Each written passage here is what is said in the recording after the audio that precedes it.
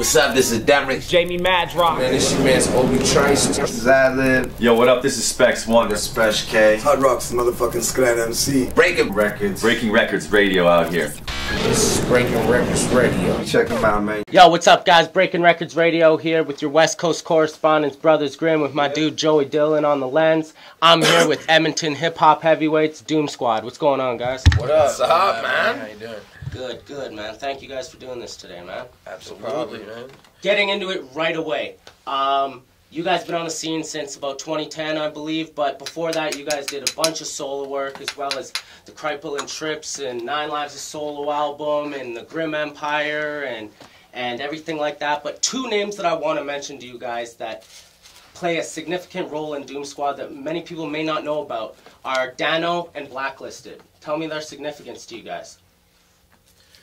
Blacklisted was just like an old role model growing up as a kid. Like, when I was young, Blacklisted was, he pretty much just like, when I was in the streets trying to get into my bullshit, he fucking whooped my ass and got me back into school and shit like that, you know what I mean? Like, he was just like a big brother in a sense, kind of like after my dad passed away. I didn't really have a male role model and shit like that, so he just made sure I was in school. He made sure I had clothes on my back and a roof over my head and shit like that, you know what I mean? And like, yeah. Doomsquad was his crew as a kid with his homeboys, like B-boys and fucking rappers and shit like that, DJs and shit, so that was like his shit, Doomsquad, right? Yeah. So, like, after he passed away, I just kind of like, he always wanted to be in a rap group with me and shit when I was just doing my 9 Live shit, and when I was with Grimm Empire, when we were doing Grimm Empire, he just always wanted to rap with me and shit like that. Yeah. Especially so, like right before he passed away too. He came out to like a lot of our shows. Like he was at the Temple before a couple times. Like so, like like I don't know. He lived a lifestyle that was fucked up. Like I didn't really fucking. He didn't want me to live the same lifestyle as him, you know what I mean? Yeah, definitely took you under his wing and made sure that you were good and didn't have to do what he had to do. Exactly, like, and he was using, like, my talent and music as a way to, like, get out of the lifestyle himself, you know what I mean? Like, definitely. So, like, yeah, he definitely fucking was like an angel over my head, like, just making sure I was staying out of bullshit, so I always love him for that, you know what I mean? And that's why I go so hard with the music, because, you know, he believed in me when nobody else did, and... So whatever, man, I gotta pay my respect to him, you know what I mean? That's what's up, that's what's up. What about Dano? Dano's just like, Dano's my best friend since I was like 9 years old. Also known as Bagpipes. Yeah, that's why he rapped on his bagpipes, yeah. Now he just sells Lamborghinis and shit. Yeah, he's balling now. Yeah, like, we just used to, like, we were into wrestling as kids, like, hella into WWF, WWE. We'd go to the wrestling events, 10 in the morning, meet all the wrestlers and shit, like... And then as we just grew up, like, he moved away, I moved away, and then we both started rapping. I lived in Ontario at the time with my dad, and we just always talked back and forth. He's like, yo, I'm rapping now. I got this little mixtape. I was like, yo, I'm trying to rap right now. And we booked a studio session with Stress. I booked it from Ontario, and then I came home and we did a studio session together. And then, like, I was working with Trips, too. And, like, that just happened. We had a group. We just formed a group, the three of us. So, what made you fall in love with this? You know what I mean? Like, how we all get involved into the culture? Was it, you know, a personal experience, or was it a song, or was it a moment? Like, that studio session with Stress, was that your first studio session? Like, real studio session, yeah. Wow. Yeah. I think but before that, me personally, I guess, what made me fall in love with it was seeing it firsthand. I went to a Toxic Social, so Sonic and KV, seeing it firsthand and being like, yo, there's local rap. It's like, this is a real thing. Like, I can do this. That was it. I was like, that's what I wanted to do. Almost like wanting that identity. Yeah. In a sense. Pretty much the same thing. Like, I don't know. Like, I always grew up, like, I was born loving music. That was just something that I always loved it. I'd see an instrument, like, as a toddler, and I would just, like, be fascinated with it. And, like... I was always, like, I would never cry in the car as a baby if there was music playing. I was always, like, a musically inclined person from the jump. Like just the jump. So attention to it, yeah. I don't know. I was always just kind of a music kind of guy, but I never really knew how to express myself in that aspect because I never really had any technical training on music or anything like that. But I started out in, like, it was in junior high. same kind of thing. Identity. We're looking for identity. There's some kids that were like, "Oh, what's up? Oh, what's up, big?" I had cornrow. It was the first year I had cornrow, and I went to junior high. I remember. And all these niggas were just like, I don't know. I guess. Yeah, he used to beatbox, bro. I met him when he's 13. Yeah. He could beatbox Rozelle if your mother only knew. That's the hardest shit ever. Hardest shit. Trips has always been the shit. That's wicked. Always. He just sing, rap, beatbox, everything. Like since Big Trip, dog. Stop out fucking shining us. Alright, we're gonna switch gears a little bit. I want to talk about a feature that you guys did with an artist at Guelph, Ontario, AVs. The record "Break Your Neck." AVs. AVs. AV. AV. Sorry, I added an extra S on there. And it was produced by JSG, and it was ended up getting featured on Hip Hop Canada as kind of song of the day. How did you guys come about that relationship? How was that formed? How did I meet? The first time I ever met him personally was on this tour that we just did in Guelph. He's from Guelph. Yeah. Actually, you know what? I think I met him before that. Actually, no, I did. I'm pretty sure I met him before that when I went on my tour with Merc like a few years ago. But like, the feature came along that he just hit us up and wanted to do a song. And we were like, yeah. Yo, can you pass out later? He's a good guy. That guy, he runs a Up Top Hip Hop blog. Does a podcast with Robbie G. Like, all right. Okay. AV puts in work. He's grinding all the time. He's like very community based still. Good. And that's all that's AV again out of Guelph, Ontario. So go check that out. AV Breaking Neck featuring Doomsquad. Shit's on iTunes. You guys body rap. Oh, Thank you. Body rap is who we talking backwards. So what do you guys think about in general? You see artists all the time now where they make great compilations and compilations as in like albums, or even just this person featuring this person. Okay, yeah. You know what I mean? So, in that sense of either paying for a feature or collaborating with an artist, what is your guys' opinion on that? Because I know you guys obviously do the ciphers and whatnot, but that is your guys' records, obviously. Yeah. So, what do you feel about a new artist who may be paying for a feature for a new artist or from bigger artists who's coming into the game? Honestly, that's the way it's always been. I think artists work fucking really hard for what they're doing, and I think they until you're fucking co-signed by half the fucking rap game, you're fucking not making what you're putting into it generally. Yeah, definitely. This is the most like over-glorified hobby ever. So I just think. Sorry, what was the question? I kind of trailed off. How do you feel about people paying for features? Oh, I'm not going to pay nobody for a fucking feature unless I've been trying to work with them since I started. Like, I'm only going to pay people who I admire. Mm-hmm. So, and like, again, no one works for free. And see, everybody's different, right? I feel opposite about it. Like, I think you're going to pay for features at any level. Whether you're fucking Schoolboy Q and your label buys you a verse from this guy, maybe you don't do it personally, but that guy's getting paid, because you're not going to go do a verse for nobody's album for free unless it's somebody you really fuck with. And that's kind of like how it is now. Like, I don't do verses for free unless it's somebody I really fuck with and believe in. But at the same time, I believe in paying certain people to do it, even if they're not, like, famous or super big. But, like, everybody has their worth, right? If you have 1,000 fans that are going to check out our song because of that, then you warrant some money for working with us. Do you know what I mean? Like, understandable.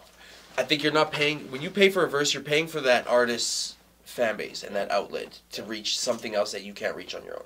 That's the way I see it. You know what I mean? And that's the business of it. And that's the business. Totally. It's marketing. I'm definitely more on the personal aspect of this. This is like just trying to live the dream, you know? Yeah, and let's create a good record. Yeah, exactly. It's all about is it worth it? Like, if you really know what you want out of it, like for instance, we paid Kung Fu Vampire and Dirtbag Down to do a cypher. We didn't pay a fucking extensive, crazy amount of money, but we still paid them. Like, and we paid them a decent amount of money to do it. Like, shout out, fuck you, pay me for fucking covering the fucking shit. But like, they helped us get a California audience for our ciphers, and then those people check out everything. And now, when it's time, we can go out to San Jose and do shows because we got 2 reputable artists out there that now know who we're like. They fuck with us now. They show us their love. They give us their support and shit like that. So that's dope. That was worth it. Like, you gain connections. It's an investment. Yeah, exactly. Why I could spend fucking $10,000 marketing an album, or I could spend $10,000 and get a feature from somebody that actually ends up fucking with you in the end, and it just be like, you know what I mean? It's all on how you want to market your shit. Yeah, definitely. And in Edmonton now, you guys definitely, you see the strongest acts and the best acts, and they're usually the ones with the best live performances, like you guys. You guys put on a very live show. Now, how do you feel about these newer artists who they get that one hot record that's got like 3 million views, but you see them get on stage and they're like stiff as a board, looking back, nervous, talking to the DJ. Do you guys feel it'll be that much easier for you guys when you guys get there because you already have the steel in the walls sort of deal? Yes. Yeah. Yes and no, but like I think in the same breath, it's our live performances that have gotten us as far as it has. Definitely. So you know what I mean? Like Definitely. yeah, I do think it's a bit of an advantage. But I don't think. Do you mean like the whole like being a rapper? Like, do you think we'd be able to deal with the entire industry just because of the experience? Is that kind of like? No, more the live performance. Because I noticed, you know, in Edmonton at least, the ones who stand out the most are the ones with the strongest live performance. Yeah, absolutely. You know what I mean? Yeah. So I understand the whole industry as a whole. No one knows how to deal with that until you're there. I think You know what I think our performance aspect of it is a great, like, for instance, when we're able to pack out 500 people in a venue everywhere we go, and we can afford to have a fucking actual stage set up, that shit'll be lit. Because then we can have props, and we'll use our props because we think about this shit beforehand and do crazy stuff like that. So I think just the fact that we've performed so much together and we take it so serious is the reason that it will be a lot easier when it comes to that time. Definitely. No, that makes a lot. Yeah, of it's sense. true.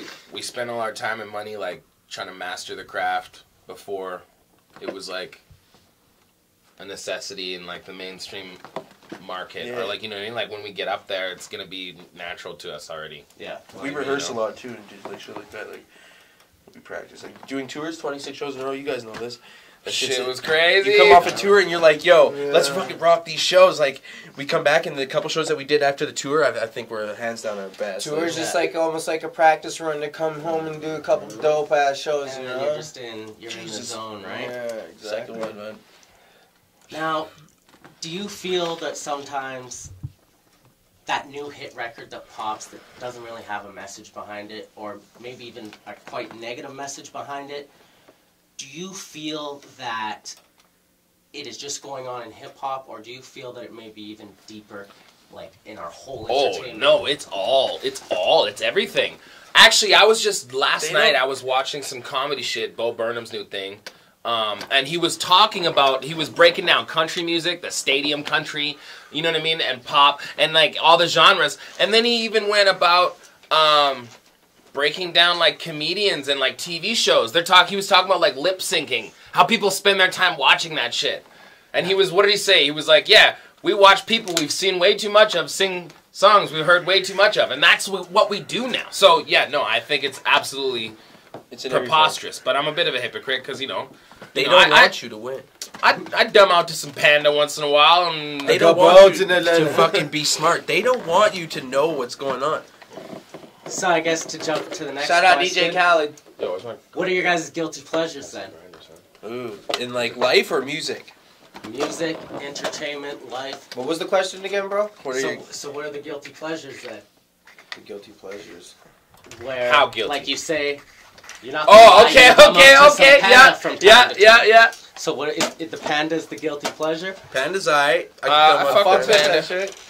See, I like all kinds of hip hop music though. That's the thing, man. Like, I got a very wide variety when it comes to that shit. I like to dumb out and shit, you know. He listens to the most of that shit for sure. Yeah. Yeah, he's all about it. But I don't know. I don't know. I fuck with like, you know what? Specifically, you guys remember me. I fucking hated anything that was like that. I hated it. It made my blood boil. But like in the last couple of years specifically, I've just really tried to like open up my palette and just like be more welcoming of all the aspects of music, because I'm not gonna win in this market if I don't know what I'm doing. You know what I mean? And I can do stuff that's really one of a kind, but like I kind of like to be a bit ahead of the curve with it. So I kind of just like indulge and like submerge myself in just like some of the bullshit that's happening. My guilty pleasure is fast food. I eat entirely too much fast food every single day. That's like, that's the worst shit. Like, you're my favorite human. And I guess to a lot of our fans, a guilty pleasure to me would I listen to lots of Drake, but that's not a guilty pleasure to me. He's just dope. He makes good music. Do you guys feel the music that you listen to or write comes in moods? So wait, say that again. Yeah, when we Do you write. guys feel the music that you listen to or write comes in moods? Always, Yeah, always. definitely. Music. I think I music listen to- is like mood setting. No matter what, if you're at a party, you're gonna listen to more hype music. If you're just sad, you're gonna listen to like, and that's everybody in general for the most part, unless you have no emotion. Like, well, usually, unless you're being a dumb out fucking mumble rapper, like generally, like expression it is rooted from emotion. You know what I mean? That's where like that's what it is. Like so. Have you ever listened to Young Thug or Designer actually talk? Designer talks like this. Me and my gang, the squad. It's like talks. That is true. Like legit how he talks. That's wonderful. I mean, even if we're looking at guys like Designer and like, okay, what's the similarity between Designer and Doomsquad? And the one thing is that there is. Well, we don't have broads in Atlanta. I'm sorry, he's got me beat. I don't have. Is you guys both have fans that pay money to see what you do live. You both have fans that pay money for your music. You have people who appreciate your art form. And now we're taking the steps. You guys are taking the steps, and you can do this for a living. So how does all of that, when knowing that there's people who want to put your money into you, when knowing that there's people who you're their guilty pleasure, and those songs are their guilty pleasures, how does that affect kind of your ability to kind of stay level-headed and humble going forward, knowing that there's all these people behind you? Just like the same motives that have always been. It's just, yeah. I used to have a hate on for like people like Kesha and like pop artists. I used to like, that was like kind of seemed where my hate was targeted, and then I realized that like it wasn't even the same genre. So I had like years and years of like hatred towards things I didn't really understand. But now I kind of understand it all, and I can just, it's not a matter of like, I don't even hate this shit. I think music has multiple aspects at all times, and I think that I don't think that Designer's ever gonna step on my toes and vice versa, because I don't think we're appealing to the same fucking market. And then there's there's obviously like the people that fall through the cracks and just appreciate all music, and that's awesome. But like, you know what I mean? Generally speaking, and like, unless we can find a way to just like kind of meet in the middle in terms of like influence versus like the hook, the catch, then like, sorry. No, I understand. You know what I mean, though? Like, yeah. To answer your question, though, we stay, like, at least me personally, it's always the same, because no matter how many fans you have, no matter how big your shows get or anything, the music still stems from the same place, and it still comes from the same struggles. No matter, your struggles will change throughout life, but you'll never stop struggling, you'll never stop having problems. You know what I mean? Like, you have all the money in the world. So I think that's what makes me be able to just, like, I've never looked at it in a different way, because it's always still like the escape. It's the release. It's the outlet. It's like it's me getting my shit off. Now, the fact that we can relate to more people, and more people come out every day and like, yo, that's dope, I relate to that. That's awesome. Yeah. That's just cool. That's a good feeling, and that's like the icing on the cake. Extra, exactly. Yeah. That's not the reason for it. But yeah, so like, to me, that's what it's just always been, for the same reason. Yeah. No, so how do you guys definitely separate Kripal, 9 Lives, and Trips from John, Stevie, and Noel?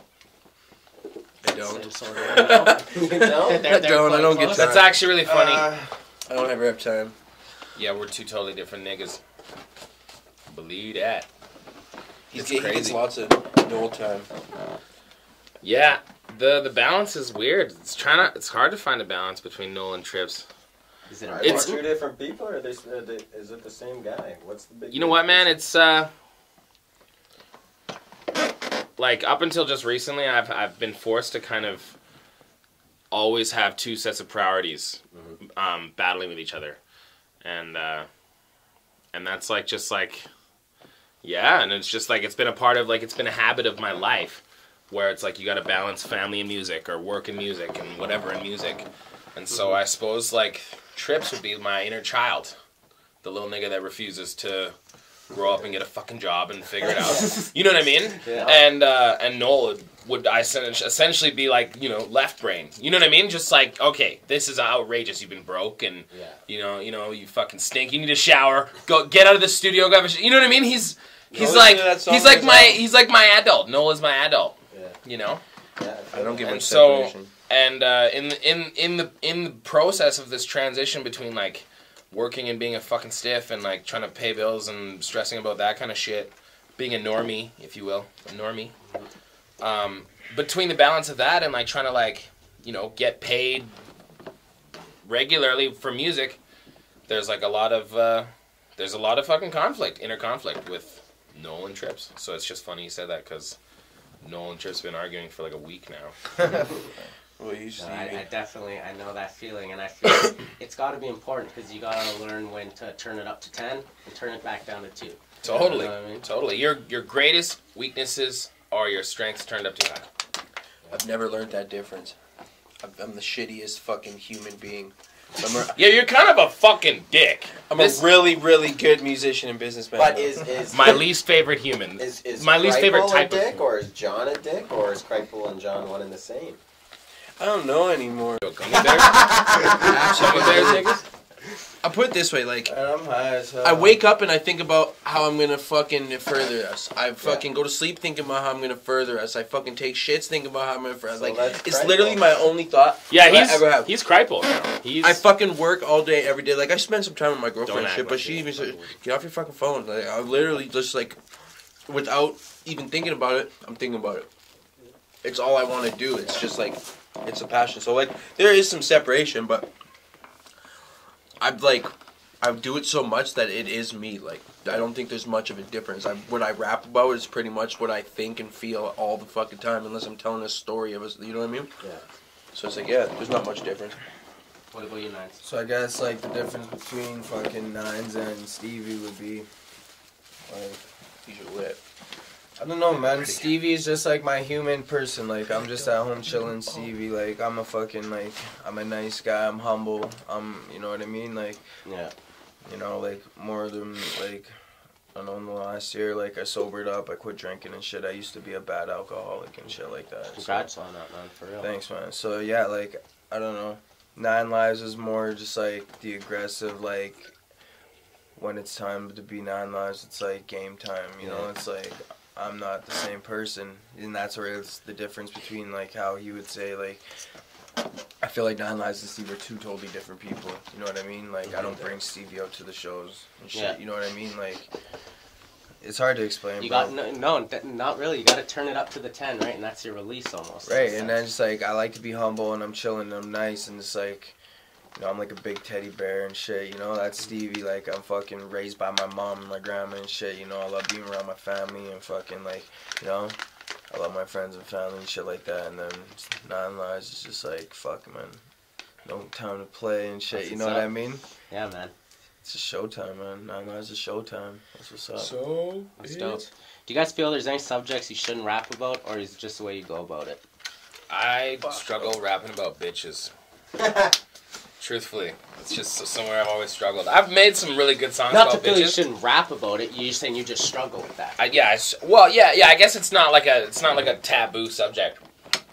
shouldn't in the sense of, like, it's just not something we're good at? You or, don't like, go there. I guess. Fuck. No, The only places I haven't Rap's gone is pretty because I'm open. not Yeah, smart I enough to go there yet. I've done battle rap too. I don't think I have really many boundaries when it comes to, like, what I want to say. Not like who said this shit? Like, do you really care what other people think? That people's opinions don't matter. So Yeah. I don't care if I fucking piss you off. You know what I mean? Like, that's what we're here to do. don't ever be scared to say what you think. You know what I mean? State your opinion, man. Definitely. So let's talk about the number 31. 31 is important because of the, that's how many ciphers you guys have had to date. You guys have been killing these ciphers month after month after month, sometimes, you know, a day or two after the month, but consistent nonetheless. Hey, man, sometimes it's Looking hard. at the ciphers, man, they built you guys up a hell of a buzz, definitely put you on the scene nationally. what has been kind of the most memorable, or what was the favorite? Yo, it's funny because we were all sitting here the other night. We were watching ciphers last night. Asking each other. No, 2 nights ago. What our favorite ciphers were. I don't have one. Yeah, it's true. It's what he said last night. I couldn't choose one. There's too many to choose. We watched like 8 of them. I would have different favorites for different reasons. Yeah. You got any good crazy stories? Anything wild at any of the ciphers? Maybe we should address what actually happened with Resurrect. With the Resurrect cipher. When Stevie... Oh, yeah. Okay, right. so... I'm unfamiliar. I'm unfamiliar with this. So maybe it should be addressed. I don't know if you guys notice, because most people actually don't, which means we did a really good fucking job. Yeah, it's actually fucking awesome. You're gonna But, have to Yes, I do know this! Oh my god, it's about to get epic. Okay, so... What? Sometimes Stevie would not make it to the cipher shoots. And He just a few minutes ago he said he was a bad alcoholic. We all used to get fucked up. That's all I'm saying. sometimes you sleep in. You know what? There was just one time we were having a barbecue at my house, and I was calling his cousins and shit, like trying to get him over here. I'm like, I'll pay for his cab. Just get him all out the fucking door. Like we gotta go. There was people like, it was just a stressful situation. So he was just like, he was very drunk and just couldn't make it. So I was like, you know what? Just let him sleep, and we're gonna figure this out. And so we all sat down and we're like, what do we do? Like, do we cut him? No, we can't cut him. They're fucking ciphers.